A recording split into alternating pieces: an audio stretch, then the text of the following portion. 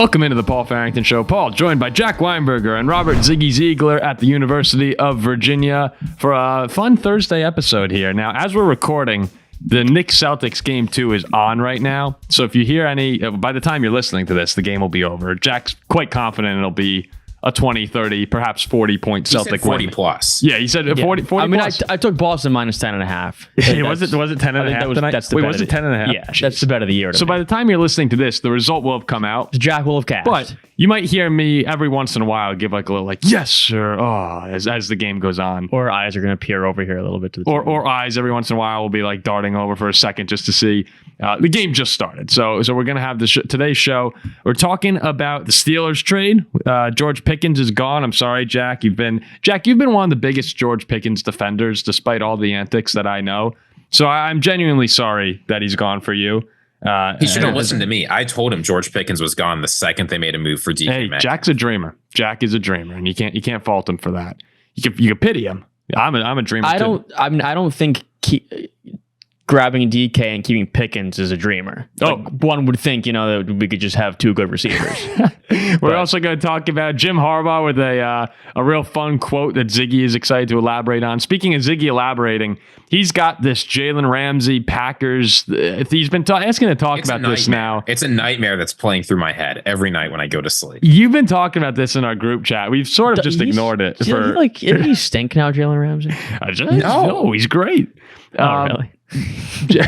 But we'll talk about it. Jalen Ramsey to the Packers is something Ziggy keeps talking about. Jalen Ramsey's free agency, not free agency, but perhaps being dealt is something that Ziggy's wanted to talk about for a while here. See, I really dislike if the shot clock expires, should you be able to go back and take away points? Okay, why are we talking about basketball here? This is a football show. This is what I said. All right, let's dial in. All right, let's dial in here. So earlier today, as you've probably seen, Ziggy and I did an instant reaction when the news first sprung about the George Pickens trade. Jack was in school. You were teaching at the time, yeah, correct? I was at work at the moment. When the news dropped that George Pickens was dealt to the Dallas Cowboys. The exact terms of the trade were the Cowboys sent over next year's third rounder to the Steelers and a pick swap in next season, 2027. Late round picks, and then the Cowboys received George Pickens. So, Jack, take us through this here, because Ziggy and I, our initial reaction from the Steeler side of things, we said that the Steelers really lack direction right now. From an outsider standpoint here, you seem like you want to compete by going after Aaron Rodgers, who will seemingly be a Steeler at some point. But then you make a move like this where you trade away one of his biggest weapons, and if you bring Aaron in now, is that offense ready to try and win a Super Bowl? Probably not. But at the same time, you're acting in all different directions, and it's kind of bizarre to think of where the Steelers are trying to get to. Oh, I legit had no idea what we're doing. Like, I woke up today and I saw this break at about 8. It was like 8 a.m., like right? 8 something in the morning, Eastern time here, and I was puzzled. I had no idea why. I mean, this would have been, like I said earlier, and my little reaction while at work, this would have been the Steelers' best receiving core in years. Mm-hmm. I mean, it's a fun duo to bring in a young quarterback to, and Will Howard. I don't understand it at all. I mean, he is a head case. I get it, and Pittsburgh tends to not like those. But you know what Ziggy also mentioned about it was that George Pickens, if you just let him play out this contract and you didn't re-sign him, the compensatory pick you would have got when he left in free agency was a third round pick probably. So you didn't probably a fourth. I mean, assuming they don't sign the right kinds of qualifying free agents. But I get it. Third is hard. Like, he's a hothead, but he's a super talented receiver. And he's 24 years old. And he's 24. So it's weird to me. The compensation that Pittsburgh received felt low as well for a star receiver. Well, I'll tell you what that means, because I don't think Pittsburgh has any real reason to want to send to Dallas over anyone else. I think it means people around the league have sort of learned their lesson from the Antonio Brown, Le'Veon Bell, all these debacles. If there was the market for a player like George Pickens, 24-year-old elite, if there were no character or on the field or off the field issues, it's probably at least a first round pick. Is that maybe a pair of seconds? You think it has to be that? You think it's his shenanigans? I mean, think about teams were willing to offer a first round pick for T. Higgins. I don't think George Pickens is any worse of a player. Again, setting aside all the character issues on the field, I don't think he's any worse of a player than T. Higgins. Is he? I mean, I'm seeing some comments and stuff, and people are reaching out to me as well. Like we saw one of our good friends, Mr. Keenan, good big Jets fan. He said addition by subtraction, and I understand the guy is not like he's on the field. He gets ahead of himself. He's dumb sometimes, but he's just super talented. No, he's amazing. It's hard. It's hard to see this team being better without George Pickens on it.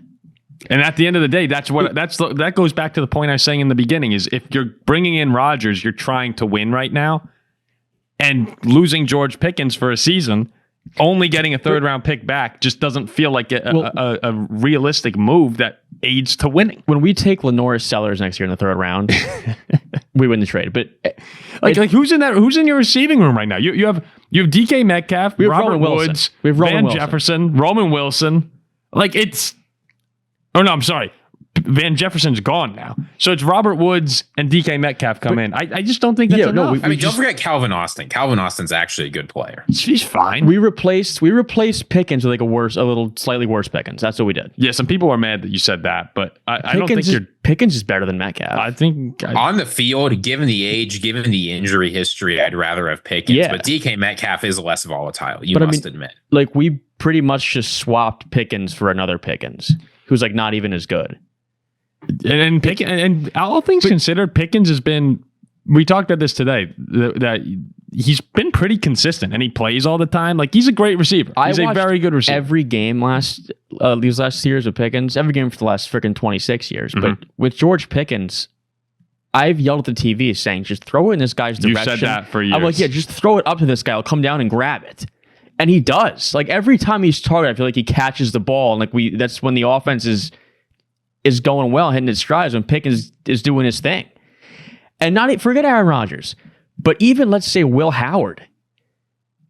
If you bring in Will Howard, you think he could be something. Pickens and Metcalf is awesome.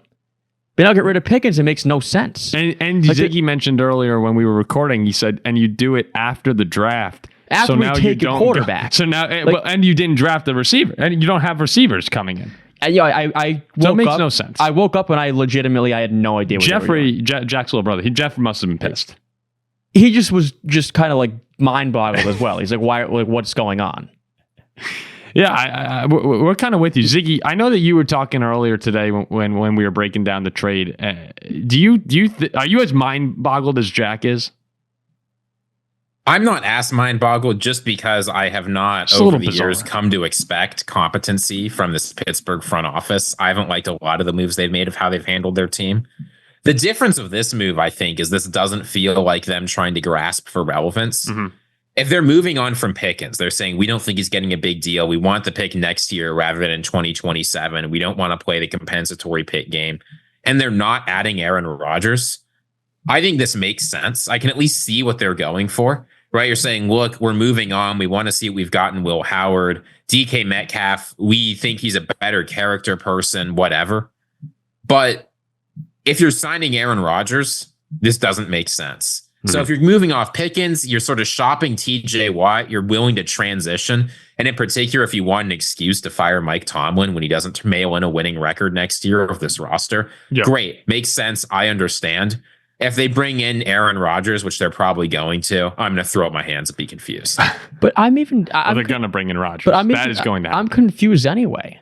Like you draft a quarterback this year he's probably a half decent quarterback. Why get rid of your number one receiver? Like Rodgers or not, it makes no sense to me. Because you don't want to re-sign George Pickens. They're tired of the antics and they don't want to pay him $30 million. But that's where it's weird, Ziggy, to me about the compensatory pick. But there also comes a point, though, where the compensatory pick formula is complicated. Maybe they want to add free agents next year. They've got a lot of players leaving. You don't know if George Pickens is only fetching a third round pick. It's not clear what he's getting in free agency. It's not clear how much playing time he's getting. You're not getting the pick until 2027. Like compensatory picks are not as simple as just like add a player and get them. Right on the roster next year, the Steelers have 28 players. Yeah. Now they can get draft picks, and some of those are guys that it's not clear they're going to want to keep around, like at Cam Hayward at the money he's making, like Minkah Fitzpatrick at the money he's making. So if they're planning to add a bunch of free agents next year, you can't count on getting a compensatory pick for Pickens. So that is to enter into it too. I just think it's time to blow this shit show up. like, is that crazy to say, Jack?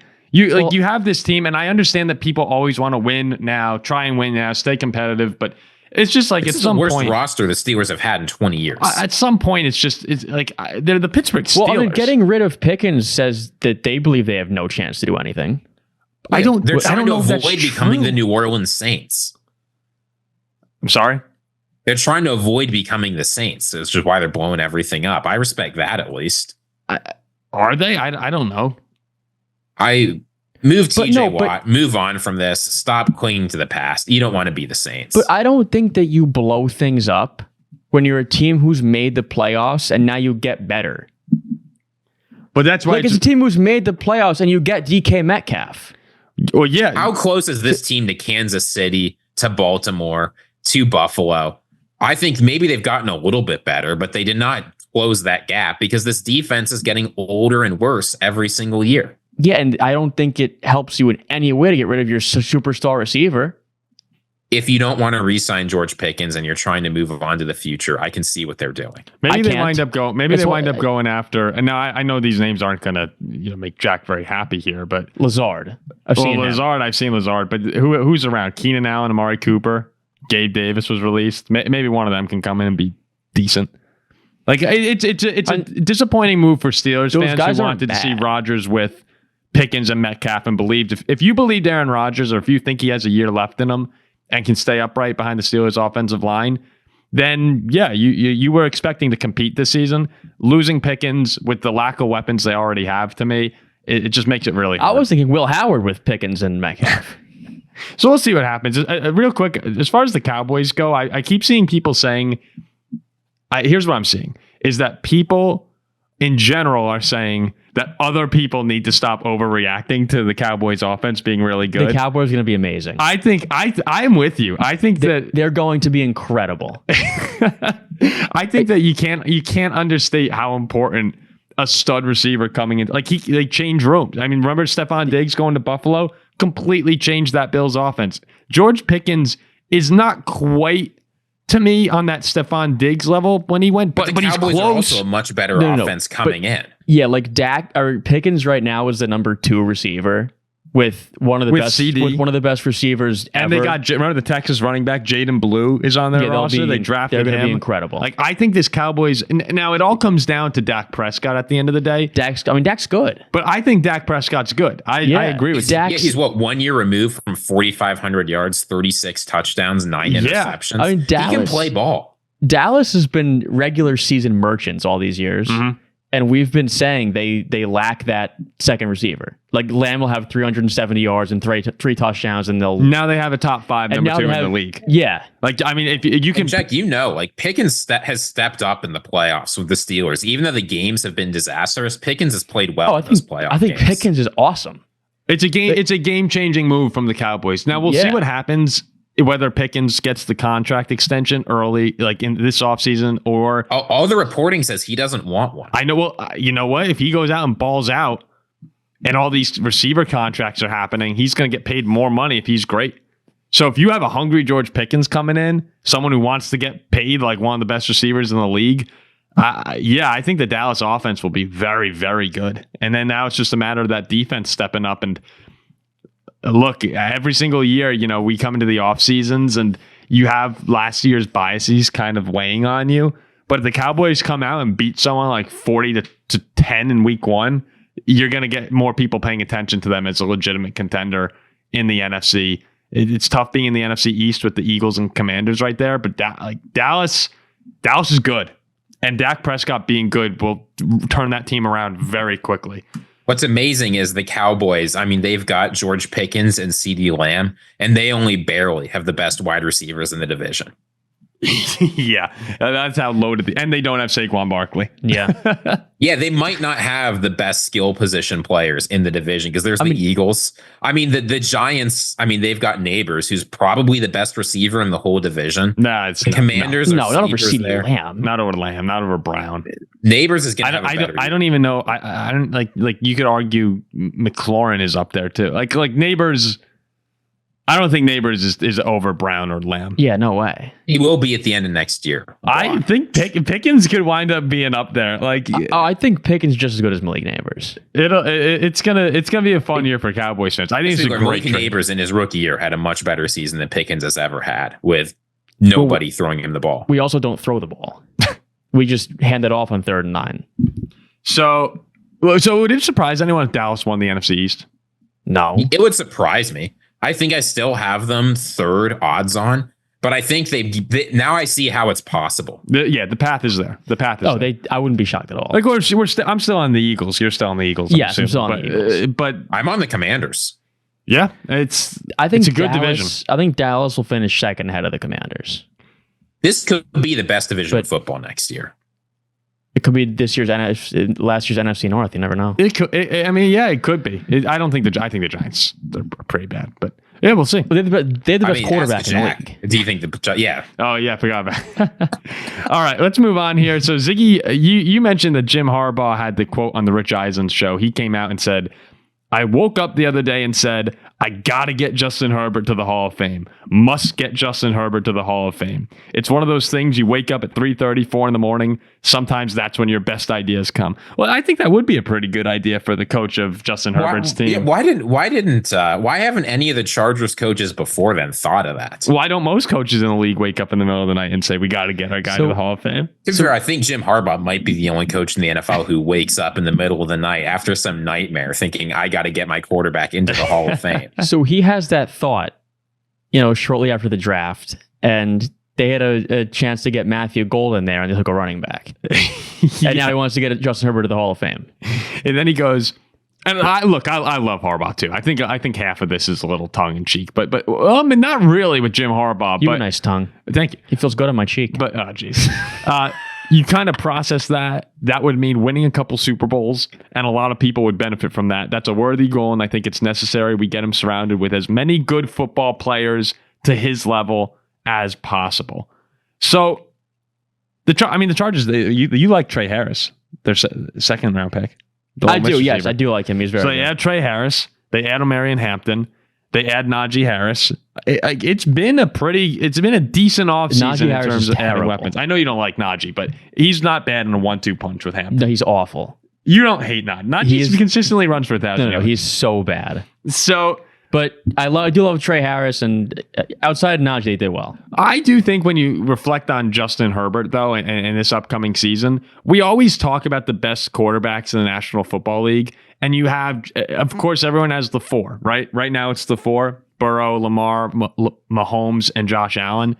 And a lot of people will usually then go, and Herbert. But Justin Herbert, to be that 5th quarterback, and I think that's up in the air between Jaden Daniels. Some people say CJ Stroud. Some people might say Stafford or Jordan Love. Like, depends who you ask. I think that Justin Herbert, to get into that conversation again, because he fell off a bit last year, he's got to start winning. He fell off last year. He's fell out of that conversation last year. Okay, because somebody came in our comments a couple months ago, and said Justin Herbert is an interception machine. Like, people have forgotten how this guy plays football. Last year, he's 4,000 yards, 23 touchdowns, 3 interceptions. He's That's people are thinking of the playoff game. He had one bad game last year. No, he did. But I'm saying, as far as Justin Herbert being considered among the S tier of quarterbacks, those 4 guys, he's not in that conversation right now. He's in that this is what tier I find 2. Interesting about that Harbaugh quote is, with Harbaugh, you think of him as a guy who just wants to run the rock and if the quarterback throw occasionally. I wonder if this means that he's starting to think about getting the ball in Justin Herbert's hands a little bit more. I think Harbaugh has some trauma from his time in the NFL, and he wishes that he had a great running system that could have lifted him up so he didn't have to do a whole lot. Justin Herbert's not that guy. He's a better quarterback than Harbaugh was. IMO. IMO. Justin Herbert, too, it does stink that he, like, the best that he can do ever is go on the road in the playoffs. Like, he sees the Chiefs twice a year. Well, they have to overcome that. It's easy to say, well, you'll beat them. But Josh Allen hasn't. I actually just did that, yeah. Josh Allen hasn't. Lamar Jackson hasn't. Like, we're putting these tier quarterbacks way ahead of Justin Herbert. These guys can't beat Mahomes either. It's just Herbert stuck in the division. Let's see. Justin Herbert is 2-7 against the Chiefs in his career. What's Josh Allen? They get so close, though. I mean, last year they lost by 3 to the Chiefs on the road. They lost by a touchdown at home. If you remember that game, it was close right until the end. Like, this is what the story of this Chargers team has been for years. And this last year, I think we saw a little progress, but it's the same. They get really close to being good and being competitive, and then it just never happens. Well, so like now you're entering year 2 of Harbaugh. You've got the system that Harbaugh wants. You've got the coordinators. Everybody's entering their second year. Herbert's been there a while. It's time to stop being close. Well, I think that now is the time too. I'm still picking the Chiefs. I do this more than anyone on our show does in terms of keeping Kansas City atop the list. No. You have to until they lose. I'm picking the Chiefs. But as far as their vulnerability goes, and here's this same old question with the Chiefs' vulnerability. You know, last year you saw it in the Super Bowl. You could get after Mahomes, and the Eagles had a stout defensive line, but you get after Mahomes and you could cause some problems. That's what happened the first time they played. And the Chiefs' offensive line, they lost Joe Thuney. They lost some pieces there. So I think as far as Chargers fans go, hoping for a year to finally take down Mahomes, you're looking at this is the time right now. And Herbert, I know you said he had great numbers, Ziggy, but Herbert does need to step up because they've had, 2... He needs to stop getting hurt more than anything else. Yeah, that's a little hard to control. But the injuries are real, right? He needs to start playing smarter. I'm not saying that's out of his control. He has been hurt every single time there's been an important game for the Chargers. But also in the important games, he needs to play safer. He needs to play better. He does need to be better in important games too. He was horrible against the Texans, and the Jaguars game allowed that comeback. Like, Herbert is awesome. I don't think anyone would deny that, but he needs to show up in the biggest moments, and he's done it a couple times. But in the playoffs, it's been disappointment.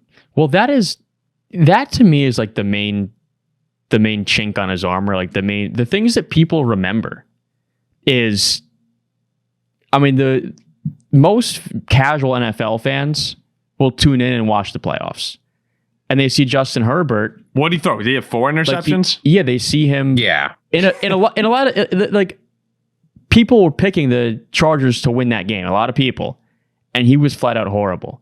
Last time he was in the playoffs, blows a 28-point lead, and people unlike us run with that narrative. Like, people unlike us who watch a lot of football, the casuals who are tuning in, they're seeing these battles with Josh Allen and Mahomes and here's Lamar Jackson, and they're seeing Justin Herbert horrendous. Well, and it's not just a casuals thing, right? Like, if you're Justin Herbert at the NFL level, his best season of his career was his sophomore year. This is the 4th season after that. Like, he had an incredible start, and the defense has let him down. There is all that you can say. But like you said, Paul, Justin Herbert has some catching up to do. So I agree he needs to be more consistent. He needs to play better. I also think some people around the league are going to look at Justin Herbert Hall of Fame and laugh. This guy can absolutely play at that level. Oh, but next year's the time to prove it. Yeah, Herbert's awesome. Oh, if if anyone doubts Herbert and then you go watch him, but he's also a tough kid. If you go back throughout his career, he's had several times played like a dozen games of broken wrist. Yeah, you see him. I think he's a Raider. Oh, he's like Big Ben. Yeah, and he seriously is though. He's an Iron Man out there. It's amazing. But yeah, he does need to play better in big spots. But still, if you were to say to me, like, Paul, pick your quarterback, what quarterbacks would you want for the next 10 years or 5 years? Justin Herbert is probably my pick at number 5. What do you Can you imagine him on the Vikings? He'd be unbelievable. If you take Justin Herbert and put him on most teams, you'll be talking like, oh, they're a contender now. I mean, the Chargers made the playoffs. I mean, Herbert on the Steelers. Yeah. I'd be like, all right, let's go. He's that good. What do you guys think in terms of quarterbacks you would take? Well, Mahomes, Allen, Burrow, and Lamar. You take Burrow.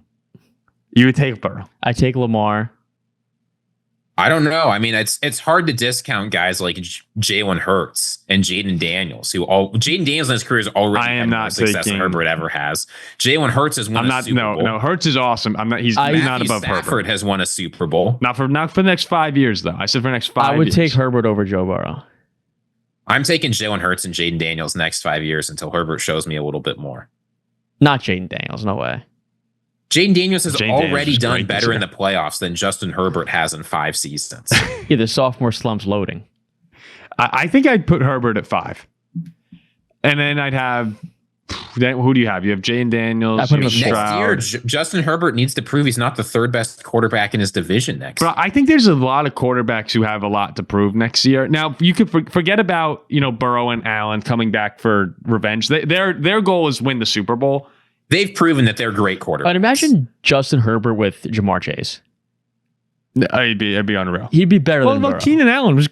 Keenan Not Allen's Jamar Chase. a great receiver, but Keenan Allen was fantastic with them. I think if I'm thinking about quarterbacks who have something to prove next year, Herbert's definitely on there. You go out and win the division. I know you said that's what we all say, but go win the division. CJ Stroud needs to have a bounce back after last season. Are the Texans closer to the teams competing for the Super Bowl, or are they those teams that, the ceilings win a wild card game? That's what they're trying to break through there. And I think Jordan Love would be the other one. I'd have Jordan Love there in that same group of, you got all the talent in the world. You got to get back to that status of, we've seen you play at an elite level. We'll go do it again now that you get healthy. So I think those guys, am I missing anyone in particular? Love, Herbert, Stroud. Love's probably gonna hear this, be like, you go do it. I can't. I think Jaden Daniels needs to prove he's not going to have the sophomore slump. Yes. Yeah, but I don't think he's in that same category. Yeah, no, those are the guys. Yeah, I think they're the ones. Jordan, look, if I was getting paid $55 million, I'd try.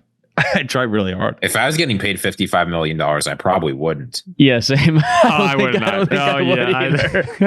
I'd be like, all right, whatever happens. I'd say, happens. great. Thanks for paying me, guys. I'm going to go read some Plutz-Highness in the locker room. Yeah, I'd be like, whatever happens, happens. I'm a millionaire. Boom. Well, wait, do I look like me, or do I have Jordan Love's skill set? If it's me, then I'm going to go out there and get killed. So I think that. I think that those are the dudes right there. So once you get paid, you stink. So Ziggy, you've been talking a lot about this Jalen Ramsey to the Packers, which I'm going to be upfront. We're not trying to hoodwink anyone here as far as getting clickbait, getting views. Ziggy has been talking about this for a week and a half. I think it's the most ridiculous thing I've heard. I want to understand where you're coming from and try to convince listeners here that you're not just in it for the views. I mean, I'll tell you where I'm coming from. Jalen Ramsey last year was one of the best cornerbacks in the NFL. This is just true. You can look at PFF grading. You can watch the film. You can look at the way he generated pressures, interceptions. Like, Jalen Ramsey was one of the best cornerbacks in the NFL, and he was good at the things he was always good at, being a versatile weapon. I think he's probably the best run defending and pass rushing corner in the NFL. He's still very good in coverage. This is a guy that has multiple good years left in him, I think. And if you trade for this contract, you don't owe any of that signing bonus. You're not committed to a lot of money long term.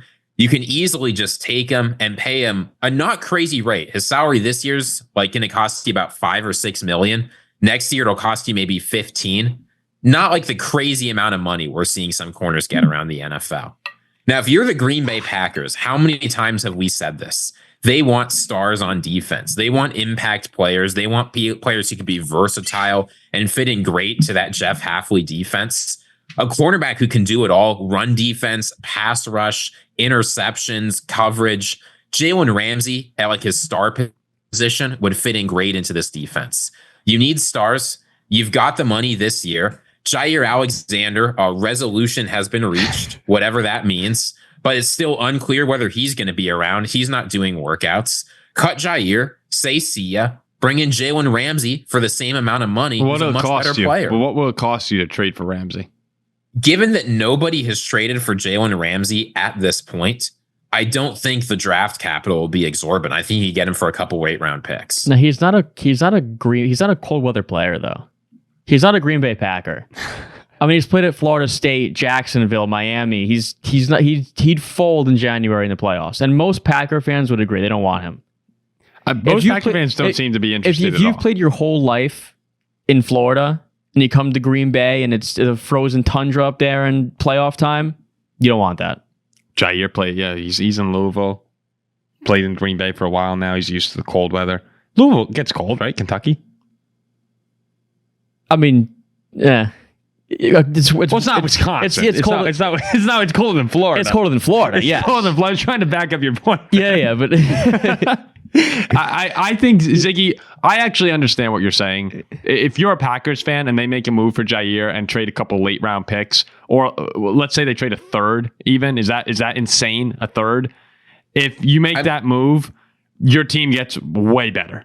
And you're trying to win the Super Bowl. What have we talked about? This is my philosophy. When you've got the window, it's time to go in. And the Packers, I know they have a salary cap crunch coming up next year, but this is something they could actually manage. Again, it will involve some tough choices. It'll involve moving off from players like Jair, probably renegotiating or potentially moving off Elgton Jenkins. But when you have a chance to win a Super Bowl and you have a chance to add elite talent, I think you have to take it. Would you rather keep Jair and just let this continue on, or would you rather release him and bring in Ramsey while trading picks? I mean, the thing is I don't trust Jair to be healthy. Jalen Ramsey has a very good injury history in the NFL. I mean, I know he had that meniscus tear in training camp a couple years ago, but otherwise, Jalen Ramsey, I don't think he's missed a game with injury since 2019. This guy is healthy. He plays a lot of games. And again, I think a lot of people, because he was on the Dolphins last year, didn't realize that this guy was still an elite player. Jalen Ramsey, I think, still is 1 or 2 years as an elite NFL corner. Look, Where else are you getting that talent if you're the Packers? Yeah, but Jair's used to the cold, though. Well, if you're keeping Jair. Jair's used to sitting on the bench in the cold. When Jalen's playing his first game in sub 30, he's going to pull something and never play again. I'm okay with what you're saying, Ziggy, because I think any move that makes your team better, especially as you said during that window, you can go for it. And you know what? If people want to be upset about it, yeah, let them be upset. But when it's the playoffs, and assuming that he can play in the cold, when it's the playoffs or when the Packers are playing in the playoffs, Packers will be on the road in the playoffs anyway. Well, after JJ McCarthy lights them up. Oh, I have to say this. We'll table this. This is if the Packers go to like Tampa in the first round, then like a dome in Detroit, then he'll be fine. That could happen. Which could happen. Or dome in Minnesota. Well, that can't happen now. I mean, the worst case scenario in your situation would be the Packers win the division. Yes. The last thing here, we don't have to get into it too much because I want to do a deeper dive on this. I tweeted out from our show account that I needed to go into the cave and do some research on Jordan Love because Packers fans are being weird. And people didn't understand what I meant by that. It's that there's been a lot of strange reactions to Jordan Love's season, and we've been talking about this all year. Going back to the Detroit game where he was hurt and LaFleur saying he can't walk and Packer fans are mad at him.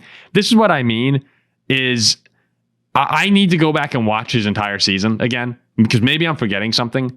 But it seems to me that Packers fans are more upset and doubting Jordan Love, which I think that actually makes sense to doubt more than you did last year.